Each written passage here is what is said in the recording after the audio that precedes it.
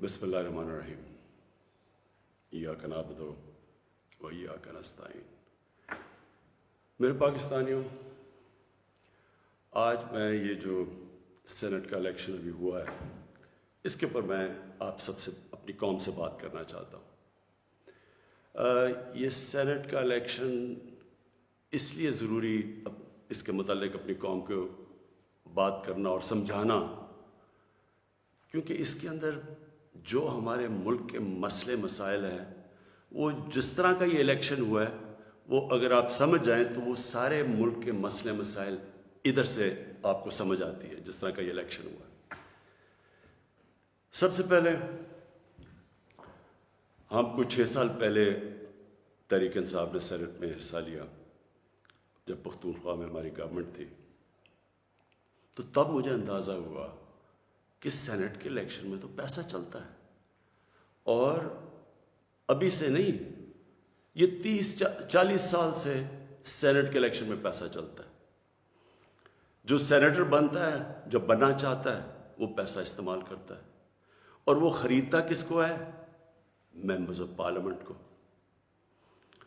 تو مجھے بڑی حیرت ہوئی جب مجھے پتہ چلا، اور تب سے میں نے کیمپین شروع کی کہ یہ کیا مذاق ہو رہا ہے ہماری جمہوریت کے ساتھ، کہ کیسی جمہوریت ہے جس کے اندر ملک کی لیڈرشپ، یہ یاد رکھیں سینٹ کے اندر ملک کی لیڈرشپ آتی ہے، اور جو ممبرز آف پارلیمنٹ ہیں ان میں سے ملک کی لیڈرشپ آتی ہے، ان میں سے وزیر بنتے ہیں، ان میں سے وزیر اعظم بنتے ہیں، ان میں سے وزیر اعلیٰ بنتے ہیں۔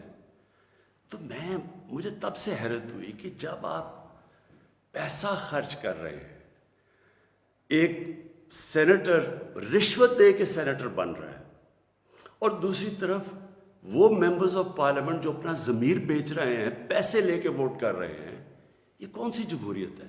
تو تب سے میں نے کیمپین شروع کی، اور میں نے تب سے کہا کہ اس کی اوپن بیلٹ ہونی چاہیے۔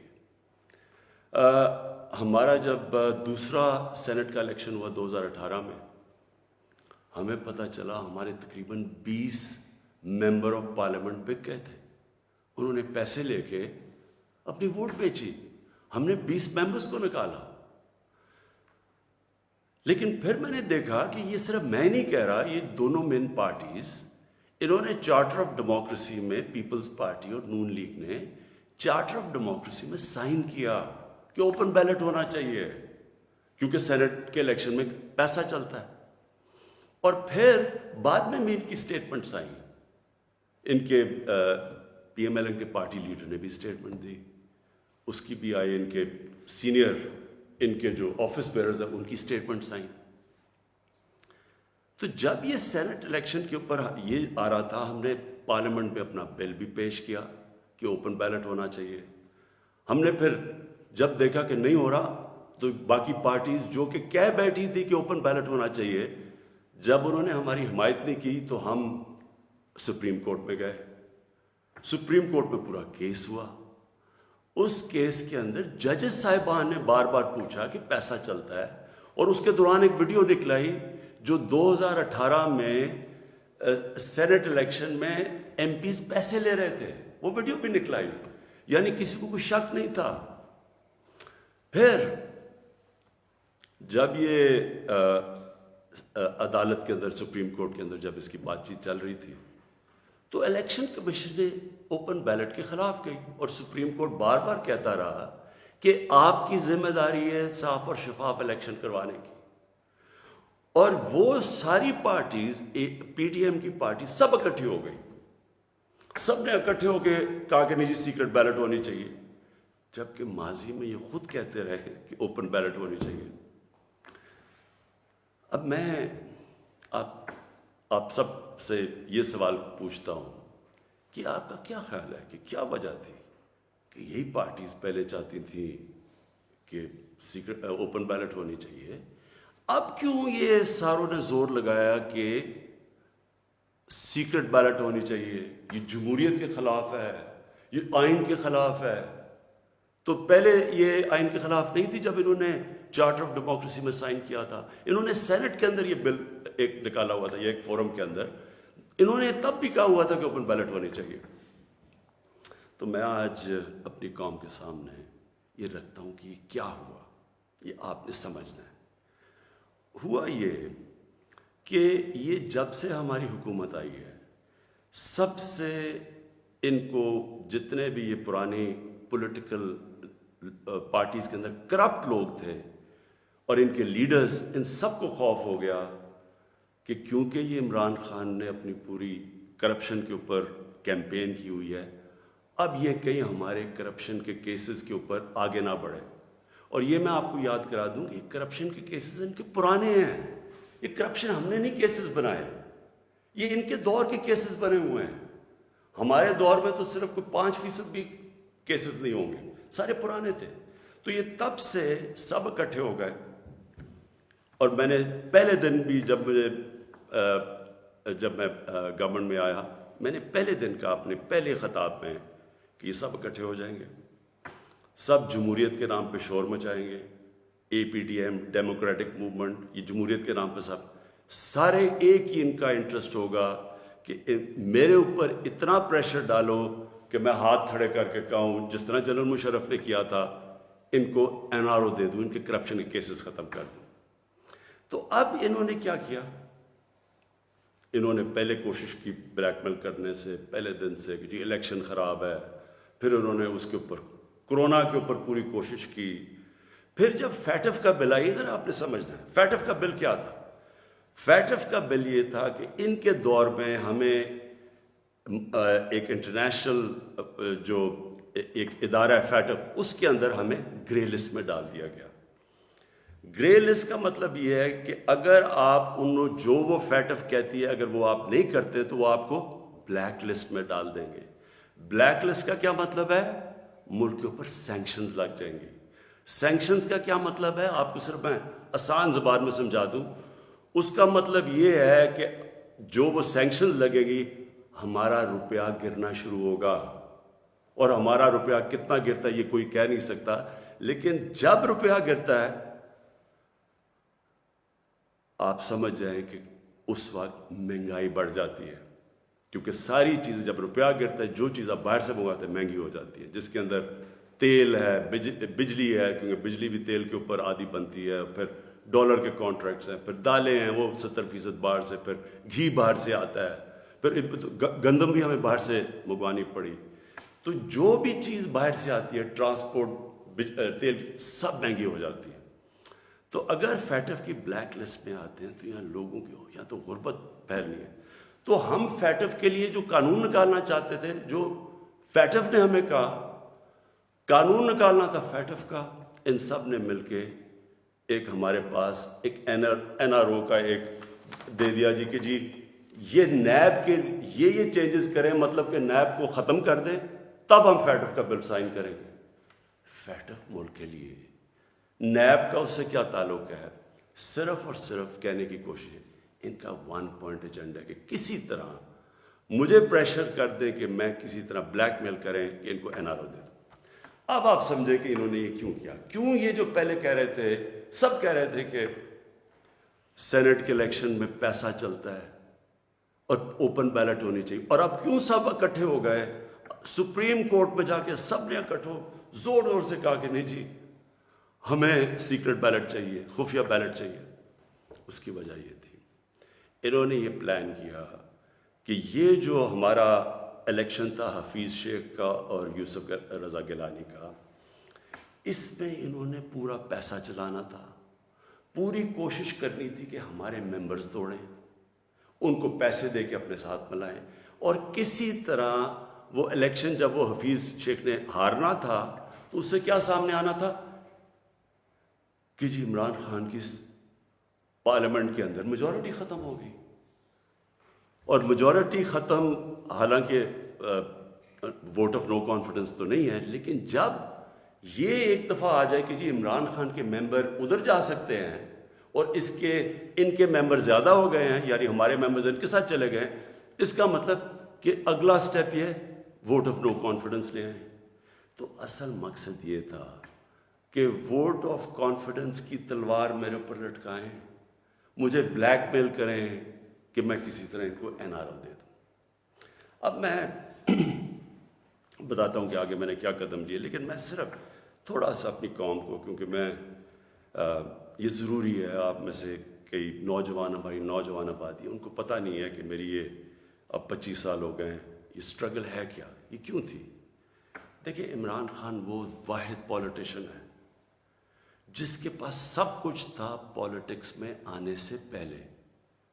میں وہ آدمی ہوں جس کو شاید ملک میں سب سے زیادہ شہرت تھی، جتنا پیسے تھے میری زندگی کے لیے بہت تھے، مجھے کسی چیز کی ضرورت نہیں تھی جب میں پولیٹکس میں آیا۔ میں آیا کیوں پولیٹکس میں؟ ہم وہ ہیں جنریشن جو پہلی، میرے والد، میری والدہ ایک غلام ہندوستان میں پیدا ہوئے تھے۔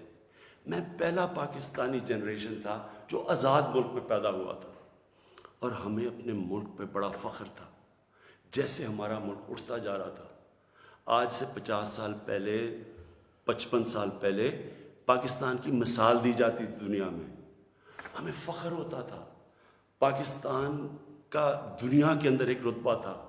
ہمارا جب یہاں سے پریزیڈنٹ باہر گیا تو اس کو ایئرپورٹ پہ امریکن پریزیڈنٹ ملنے آیا۔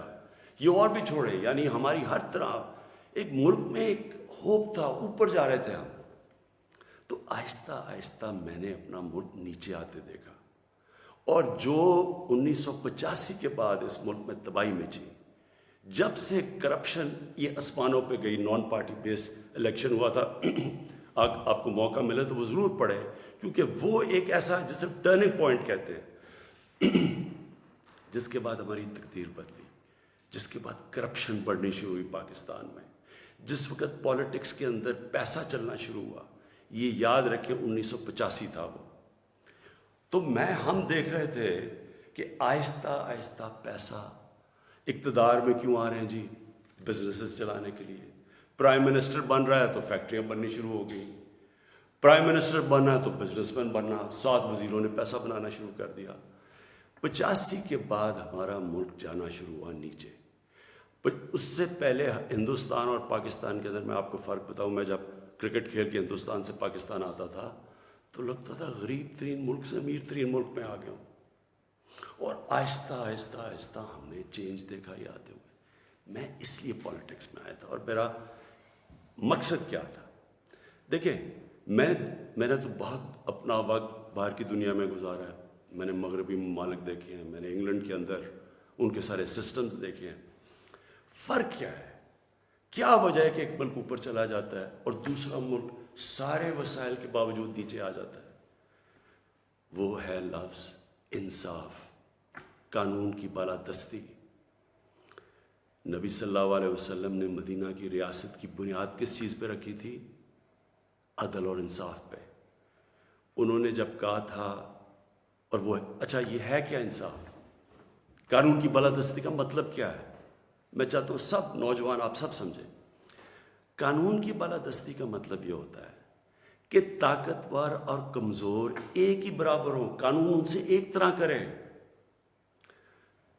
جب نبی صلی اللہ علیہ وسلم نے کہا تھا کہ تمہارے سے پہلے بڑی قومیں برباد ہوئی، جو طاقتور کے لیے ایک قانون، کمزور کے لیے دوسرا قانون، وہ قومیں تباہ ہو جاتی ہیں۔ جو جب انہوں نے کہا کہ میری بیٹی بھی اگر جرم کرے گی اس کو سزا ملے گی، کہنے کا مطلب یہ ہے کہ قانون یعنی انصاف وہ ہوتا ہے جو طاقتور کو قانون کے نیچے لے کے آتا ہے۔ اب یہاں کیا ہو رہا تھا؟ جو طاقتور، اس کے لیے سارا ایک قانون، وہ چوری کر رہا ہے، وہ پیسے بنا رہا ہے، وہ منی لانڈرنگ کر رہا ہے، وہ پلاٹوں کے اوپر قبضے کر رہے ہیں، وہ سرکاری ان کو کوئی پکڑ نہیں رہا تھا۔ بیچارے غریب لوگ جیلوں میں بھرے ہوئے تھے۔ میں نے بھی جب جنرل مشرف کے دور میں کوئی 8-9 دن جیل میں گزارے ہیں، وہاں صرف غریب لوگ آپ کو نظر آتے ہیں، لگتا ہے صرف غریب ہی چوری کرتا ہے۔ دیکھیں، یہ آپ کو آج میں صرف سمجھانے کی کوشش کر رہا ہوں کہ میری سٹرگل ہے کیا۔ 2 چیزیں ہوتی ہیں۔ جب طاقتور کو ایک ملک کا قانون اس کو پکڑتا نہیں ہے، جب وہ کوئی جرم کرتا ہے تو وہ ملک اپنی تباہی کی طرف چلا جاتا ہے، جس طرح ہمارے نبی صلی اللہ علیہ وسلم نے کہا تھا۔ وہ کیوں چلا جاتا ہے؟ میں یہ بھی آپ کو سمجھاتا ہوں۔ دیکھیں، چھوٹے چوری کرتے ہیں، غریب آدمی چوری کرتا ہے، پٹواری چوری کرتا ہے، تھانے دار، وہ پیسے بناتے ہیں، تنگ ہوتے ہیں لوگ۔ لیکن جب ملک کا پرائم منسٹر اور منسٹر چوری کرتا ہے تو وہ ایک ملک کو مقروض کر کے رکھ دیتا ہے. وہ کیسے کرتا ہے؟ میں پرائم منسٹر ہوں، سارے جتنے میرے جیل میں چور بھرے ہوئے ہیں ان کی ساری چوریاں اکٹھی بھی کر دو تو وہ کتنے کی بن جائے گی؟ 2 3 4 ارب 5 ارب 6 ارب. میں پرائم منسٹر ہوں، میں ایک پروجیکٹ کے اندر میں اربوں روپیہ بنا سکتا ہوں. کیسے؟ میں پاور پروجیکٹ لگاؤں، اور یہاں ہوا ایسے، پاور پروجیکٹ لگاتا ہوں 100 ارب کا، وہ ہوتا ہے اس کی قیمت 100 ارب، میں اسے کہتا ہوں 130 ارب کر دو. 30 ارب سیدھے میرے باہر ہی ملک سے باہر ہی چلے جاتے ہیں، میرے اکاؤنٹ میں آ جاتے ہیں. اب وہ جو 30 ارب، سب سے پہلے تو سارے ملک کے چور ملا کے بھی 30 ارب چوری نہیں کرتے. وہ جو جیلوں میں بیچارے ہیں، مشکلوں میں، کوئی بے روزگار ہے، کوئی 100 مسئلے ہوتے ہیں عام آدمی کے.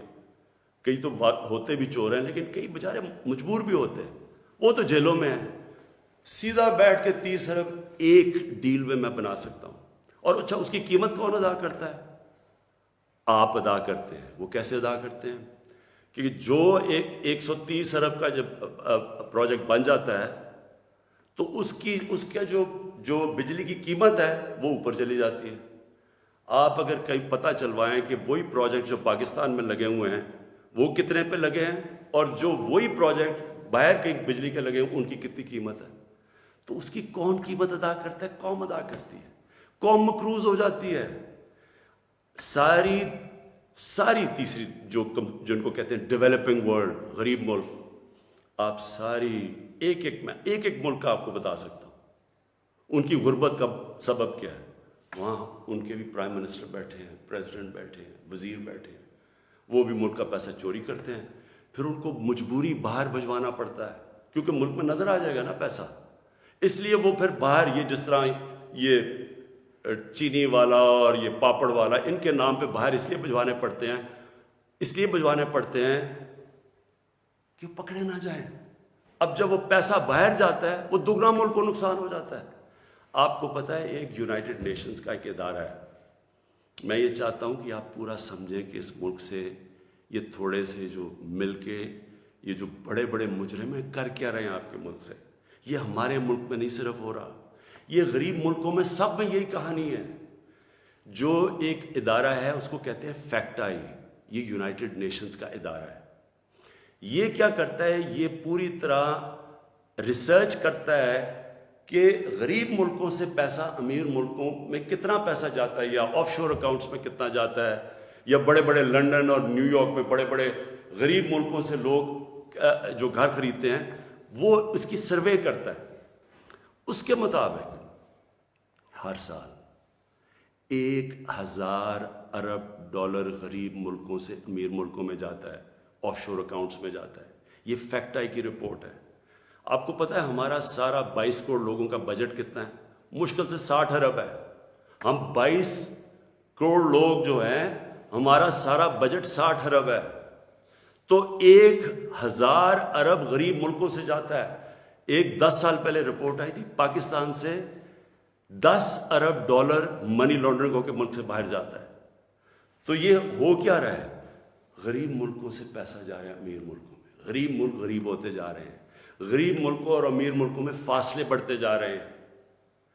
غریب ملک جو پیسہ ان کا ادھر خرچ ہو تاکہ روزگار ملے تو اسکولوں پہ چلے، یا وہاں وہ اس ملک کے اندر اکنامک گروتھ ہو، وہ پیسہ ملک سے باہر چلا جاتا ہے. تو جو پرائم منسٹر اور وزیر جب کرپشن کرتے ہیں وہ ملک کو مقروض کر دیتے ہیں، قرضے چڑھ جاتے ہیں. وہ قرضے اتارنے کے لیے ٹیکس لگانے پڑتے ہیں. ٹیکس سے مہنگائی ہوتی ہے، مہنگائی سے غربت ہوتی ہے. دوسرا، جب وہ ڈالر باہر بھیجتے ہیں روپے پہ پریشر پڑتا ہے، جب روپیہ گرتا ہے باہر سے ساری چیزیں پھر مہنگی ہو جاتی ہیں.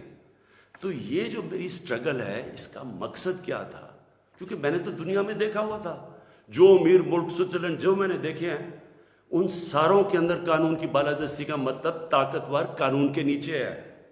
ہمارے ملک میں آپ نے تماشا دیکھا، جنرل مشرف اتنی طاقت اس کے پاس، فوج اس کے نیچے، عدلیہ اس کے نیچے، اپوزیشن وہ نہیں. اس نے پریشر میں آ کے ان دونوں پارٹیز کو این آر او دے دیا. وہ این آر او کی وجہ سے آج جب ہماری حکومت آئی ہے جتنا ہم ٹیکس کا پیسہ اکٹھا کرتے ہیں آدھا چلا جاتا ہے ان کے لیے ہوئے قرضوں کی قسطوں پہ. ہم نے تو اپنا بجٹ بیلنس کر دیا, ہم نے تو خرچے اور آمدنی کو بیلنس کر دیا, لیکن جو قرضوں کی قسطیں دینی پڑتی ہے وہ ہمارے اوپر بوجھ بڑا ہوا. یہ ساری غریب ملکوں کی یہی سٹوری ہے. میں یہ آپ کو اس لیے بتا رہا ہوں آپ کو پتہ چلے کہ اس ملک, ہم ایک غریب ملک نہیں ہیں, اللہ نے اس کو سب کچھ دیا ہوا ہے, لیکن کوئی دنیا کا ملک آگے نہیں بڑھ سکتا جس کے اوپر بیٹھے ہوئے طاقتور اس ملک کا پیسہ نکال رہے ہوں باہر. کوئی ملک نہیں چل سکتا. اب واپس آ جائیں سینٹ پہ. یہ کیوں سینٹ کا الیکشن امپورٹنٹ تھا, انہوں نے کیوں اتنا زیادہ زور لگایا پتہ ہوتے ہوئے کہ پیسہ چلنا ہے سیکرٹ بیلٹ میں, یہ کیوں سب اکٹھے ہو کے انہوں نے کوشش, یہ پورا یہ جو ڈرامہ کیا ہے. اگر اوپن بیلٹ ہو جاتی تحریک انصاف کو تو ہمیں اتنی سیٹیں ملنی تھی جتنی ملی ہیں سینٹ میں. ہمیں, ہمارا تو یہ جو کہہ رہے ہیں نا کہ بہت بڑا کوئی مارکا مار لیا, ہمیں تو اتنی سیٹیں مل گئی ہیں, ہم تو سب سے بڑی پارٹی بن گئے سینٹ میں. لیکن انہوں نے جو سارا ڈرامہ کیا ہے وہ ایک حفیظ شیخ کی سیٹ کے اوپر, اور سارا جو پیسہ لگایا ہے, جو یوسف رضا گیلانی کا پیسے بانٹ رہا تھا شام کو, لوگوں کی ضمیر خرید رہا تھا, اور وہ جو ہمارے, میں نے جب اپنے ایم این اے سے جب میٹنگ کی, ہماری خواتین نے ہمیں بتایا کہ جی ہمیں کال کر کے آفرز مل رہی تھی. کوئی ہماری پرانی پی ٹی آئی کی وہ کال کر کے کہہ رہی تھی 2 کروڑ سے بولی لگ رہی تھی. اب میں الیکشن کمیشن سے تھوڑا بات کرنا چاہتا ہوں. دیکھیں, الیکشن کمیشن آپ کا بہت بڑا رول ہے. آپ کی سب سے بڑی ذمہ داری صاف اور شفاف الیکشن ہے. یہ آپ کی آئینی ذمہ داری ہے. پہلے تو مجھے یہ نہیں سمجھ آئی کہ آپ نے عدالت میں کیوں جا کے کہا کہ جی خفیہ بیلٹ ہونی چاہیے. مجھے یہ بتائیں, کوئی آئین اجازت دیتا ہے چوری کرنے کی, رشوت دینے کی کوئی آئین اجازت دیتا ہے جو 30 سال سے ہو رہا ہے؟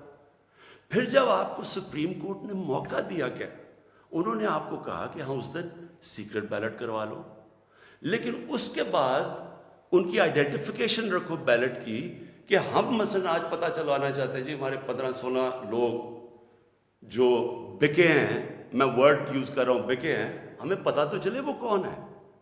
آپ نے ان مجرموں کو بھی بچا لیا یہ سیکرٹ بیلٹ کروا کے. آپ نے ہماری جمہوریت کو نقصان پہنچایا ہے. مجھے بتائیے کون سی جمہوریت ہے جدھر پیسے دے کے کوئی سینٹ بنتا ہے؟ یہ جمہوریت ہے؟ جمہوریت کا تو مطلب ہوتا ہے الیکشن سے لوگ اوپر آتے ہیں. یہ پیسے دے کے اوپر آنے کا یہ جمہوریت ہے؟ دوسرا مجھے بتائیں کہ جو ہمارے بچے ہیں, ہمارا ایک نوجوان آبادی ہے, اب ہم کیا ان کے لیے مثال سیٹ کر رہے ہیں؟ سارے ملک کے سامنے پیسے چل رہے ہیں, وہ ویڈیو چل رہی ہے پیسے کی. اس سے پہلے ویڈیو چلی جو 2018 کے الیکشن میں کہ جناب وہ ایم پیز کروڑوں روپیہ ایسے ایسے کر کے بیگز میں ڈال رہے ہیں. کوئی کچھ کوشش کی؟ کیا آپ کو یہ نہیں پتا کہ آپ کی ذمہ داری تھی انویسٹیگیٹ کرنے کی؟ ساری ایجنسیز آپ کے نیچے ہیں, سب کے سامنے یہ تماشا ہوا. مجھے یہ بتائیں کہ جب ایک ملک کی لیڈرشپ, یہ لیڈرشپ ہے سینٹ کی, جب یہ رشوت دے گی اور رشوت لے گی تو آپ کیا کہیں گے کہ پٹواری اور تھانے دار وہ ٹھیک ہو جائے گا؟ کیا آپ کہیں گے باقی لوگ ٹھیک ہو جائیں لیکن لیڈرشپ چوری رشوت دے؟ ایک چائنیز پروورب ہے کہ fish rots from the top. جب اوپر آپ کرپشن کی اجازت دے رہے ہیں اور آپ کے سامنے ہوئی ہے اور آپ کو پتا تھا ہونی ہے. میں کہتا کیا, میں نے الیکشن سے پہلے کہا کہ ریٹس لگ گئے لوگوں کے, بولیاں لگ رہی ہیں. آپ کو موقع جب دیا سپریم کورٹ نے, کیا وجہ تھی کہ آپ 1500 بیلٹس کے اوپر کوئی ایک بار کوڈنگ نہیں کر سکتے تھے؟ آپ نے تو پوری طرح ایک موقع دیا ملک کی جمہوریت کو ڈسکریڈٹ کرنے کے لیے. اس سے کیا ہوا؟ میں آپ سے سوال پوچھتا ہوں کہ آج کیا ہماری جمہوریت اوپر گئی ہے نیچے گئی ہے؟ جو آپ نے ملک کی موریلٹی, اخلاقیات کو نقصان پہنچایا ہے کہ یہ جو اوپن ہارس ٹریڈنگ ہو رہی ہے, کیا اس سے فرق ہو؟ مجھے بتائیں. یہ ایک بڑی عظیم خواب کا نام تھا پاکستان, اسلامی فلاحی ریاست. یہ علامہ اقبال نے کہا تھا مثال بنے گی مسلمان دنیا کے لیے. مجھے بتائیں یہ اپنے نوجوانوں کو آپ کیا بتائیں گے؟ اس سارے ملک کے سامنے. اور یہ کتنا پیسہ چلا ہے یہ ابھی تو یہ تو سامنے آ گیا نا آپ کا ویڈیو. آپ کو یہ نہیں اندازہ کہ کتنا پیسہ چلا ہے اس الیکشن کے اندر. کس طرح لوگوں نے اپنے ضمیر بیچے ہیں پیسہ بنانے کے لیے. کس طرح ہماری پالیٹکس کو کرپٹ کیا گیا ہے. جو کروڑوں روپیہ خرچ کر کے سینیٹر بنے گا وہ حاتم طائی ہے. وہ آ کے ملک کی خدمت کرے گا. وہ یہ پیسہ کدھر سے ریکور کرے گا؟ پھر کہتے ہیں جی کہ دیکھیں جی کرپشن بڑی بڑھ گئی ہے ملک میں. کبھی قانون سے بھی کوئی کرپشن ختم ہوئی ہے؟ مجھے بتائیں کبھی کوئی قانون بنا کے یا لا انفورسمنٹ سے کرپشن ختم ہو سکتی ہے؟ کرپشن ایک معاشرہ ختم کرتا ہے. ایک قوم مل کے کرپشن ختم کرتی ہے. جب ایک قوم ایک میسج دیتی ہے کہ ایک جو کرپشن کرے گا رشوت دے گا وہ ہمارے میں سے نہیں ہے. اس کو لوگ شادیاں نہیں کروائیں گے ان گھروں میں. ان کو ووٹ پارٹیز پہ نہیں بلائیں گے. یہاں کرپٹ لوگوں کو آپ مین سٹریم میں لا رہے ہیں. اور میں یہ بھی کہنا چاہتا ہوں ہمارے وہ میڈیا کے لوگ, میں ان سے سوال پوچھتا ہوں. بڑے بڑے صحافی عدالت میں جاتے ہیں, عدالت میں جا کے کہتے ہیں کہ جی وہ نواز شریف کو تقریر کرنے کی موقع دینا چاہیے. وہ نیلسن منڈیلا تقریر کرے گا, ملک کو پتہ نہیں کیا فائدہ ہوگا. ایک آدمی سپریم کورٹ سے کنوکٹ, ایک مجرم جھوٹ بول کے ملک سے بھاگا ہوا, جس کے اوپر اربوں اربوں روپے کی چوری, اس کے بیٹوں کے اربوں روپے کی پراپرٹیز میں رہ رہے ہیں لنڈن. ملک سے کیوں بھاگے ہوئے جی؟ ہم برطانوی سٹیزن ہیں. وہ تو جی بکنگم پیلس میں پیدا ہوئے تھے نا. کدھر سے پیسہ آیا ان کے پاس؟ یہ یہاں سے پیسہ چوری کر کے باہر بیٹھے ہوئے ہیں. وہ باہر بیٹھا ہوا ہے, اس کا منشی جو دماد ہے وہ باہر بیٹھا ہوا ہے, ان کے بچے باہر بیٹھے, سارے اربوں پتی ہیں. کوئی جواب. اور یہاں ہمارے صحافی کہہ رہے ہیں کہ جو اسے تقریر کرنے کا موقع دے. وہ کوئی جیل سے نکلتا ہے اربوں روپے کی کرپشن کے چارج, وہ جا کے پھول پھینک رہے ہیں لوگ اس کے اوپر. مجھے یہ بتائیں کیسے کرپشن ختم ہوگی؟ جب آپ معاشرہ جب ان کرپٹ لوگوں کو ایکسیپٹیبل کر دے گا. یہ کھلے عام جب یوسف رضا گیلانی یہ جب بنے گا سینیٹر اور وہ پیسے چلا کے, اور ہم اس کو ایکسیپٹ کریں گے جی ہو جی جمہوریت ہے بڑی آ گئی. یہ صرف میں یہ سمجھنے کی کوشش کر رہا ہوں کہ کیا ہمیں فکر ہے اپنے آنے والے بچوں کی, اپنی جنریشنز کی, اپنی نسلوں کی, کہ کیا ہم ایگزامپل سیٹ کر رہے ہیں ان کے لیے. میں اپنی ساری قوم سے پوچھتا ہوں کہ اگر آپ ان لوگوں کو ایکسیپٹ کر لیں گے جو بڑے بڑے ڈاکو, کیا عمران خان کی اکیلے کی ذمہ داری لگی ہوئی ہے کہ ان کے پیچھے پڑا رہے؟ یہ آپ سب کی ذمہ داری ہے. سنگاپور کے اندر جب ایک وزیر نے چوری کی, کرپشن کی, لی کوان یو جو ان کے پرائم منسٹر کا سب سے قریبی تھا, اس نے جب اس کو سزا دلوائی اس نے خودکشی کر لی, کیونکہ اسے پتا تھا معاشرے میں اب میری جگہ ختم ہو گئی ہے. اس کو معاشرے میں ہال نہیں ڈالیں گے, پھول نہیں پھینکیں گے کہ نیب سے باہر آ رہے جی پھول پھینک رہے ہیں.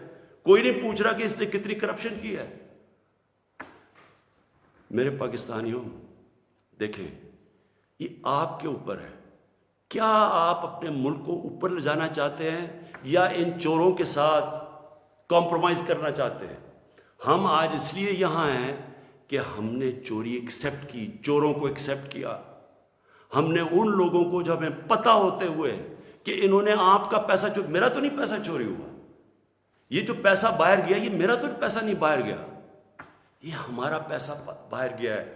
یہ کانٹریکٹس کے اوپر پیسہ بناتے ہیں, ہر چیز کے اوپر.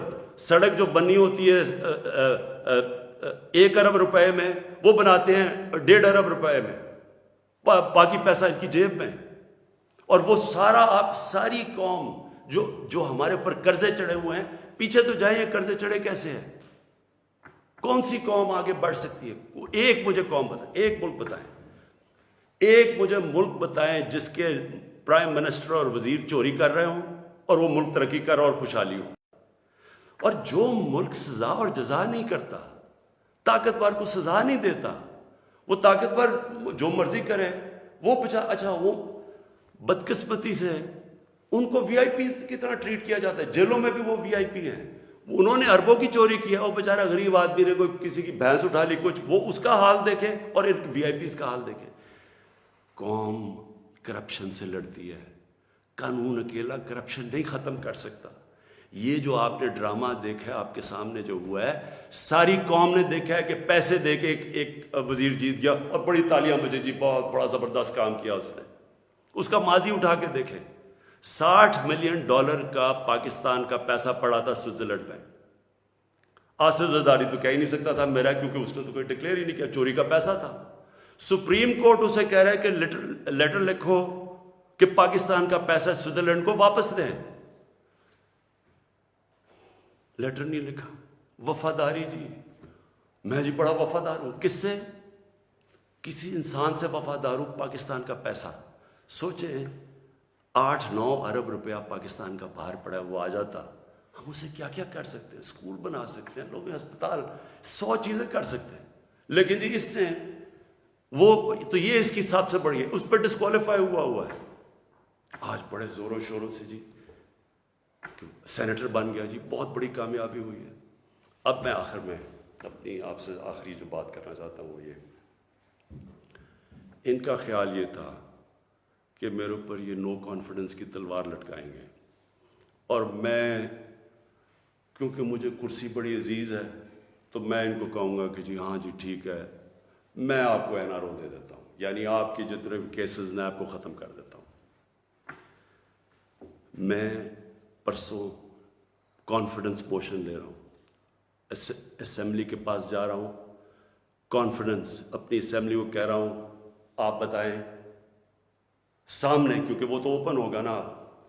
یہ آپ کا ڈیموکریٹک, میں اب اپنے سارے ممبرز کو کہہ رہا ہوں, یہ آپ کا جمہوری رائٹ ہے. آپ کہہ سکتے ہیں کہ جی ہم عمران خان کے ساتھ نہیں ہیں, میں آپ کی عزت کروں گا, ٹھیک ہے, میں نااہل ہوں, اتنا قابل نہیں ہوں. آرام سے ہاتھ کھڑے کریں کہ نہیں ہے, میں اپوزیشن میں چلا جاؤں گا, اگر آپ جیت جاتے میں اپوزیشن میں بیٹھ جاؤں گا. لیکن خفیہ طور پہ ہاں جی ہم آپ کے لیے ووٹ کریں گے, پیسے لے کے کسی اور کو ووٹ کریں, آپ اپنی آخرت تباہ کرتے ہیں. خوف خدا ہونا چاہیے آپ کو, اوپر والا تو سب کچھ دیکھ رہا ہے, ہمیشہ فکر کیا کرے اپنی آخرت کی.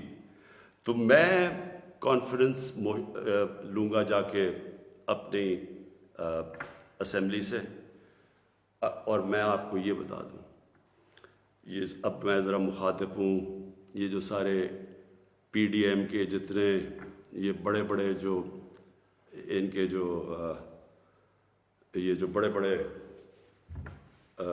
کیا ہیں, یہ جو بھی ہیں, آپ سب کو میرا یہ پیغام ہے, دیکھیں مجھے اگر پاور ملی جاتی ہے مجھے کیا فرق پڑتا ہے. میں نے کوئی فیکٹریاں بنائی ہیں آ کے, میں نے کوئی اپنے رشتہ داروں کو کہیں بڑے بڑے عہدے دیے ہیں, میں تو کوئی باہر جا کے یہاں پیسے نکال کے تو بڑے بڑے کوئی مے فیئر میں نے کوئی بڑے بڑے گھر لے لیے ہیں. میں تو اپنے گھر میں رہتا ہوں, سوائے حکومت کا میرے اوپر پیسہ ایک ٹریول پہ اور ایک سیکیورٹی پہ, اس کے علاوہ سارے خرچے میں اپنے برداشت کرتا ہوں. سارے میرے ٹریول دیکھے, جب میں باہر گیا ہوں 10 گنا کم پیسہ خرچ کیا میں نے ٹریول میں, کیونکہ مجھے یہ نہیں کہ میں آپ کو کہہ رہا ہوں, مجھے خوف خدا ہے, میرے ملک میں بھوک ہے, مشکل وقت سے ملک گزر رہا ہے, میں اپنے ملک کا پیسہ بچاتا ہوں.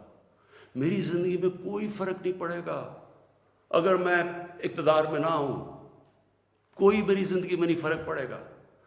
لیکن آپ سب کے لیے میرا پیغام ہے, میں چاہے اپوزیشن میں بیٹھوں چاہے اسمبلی سے بھی باہر ہو جاؤں, میں نے آپ میں سے کسی کو نہیں چھوڑنا جب تک آپ اس ملک کا پیسہ واپس نہیں کریں گے. میں اگر باہر بھی ہو جاؤں, میں اس قوم کے لوگوں کو نکالوں گا.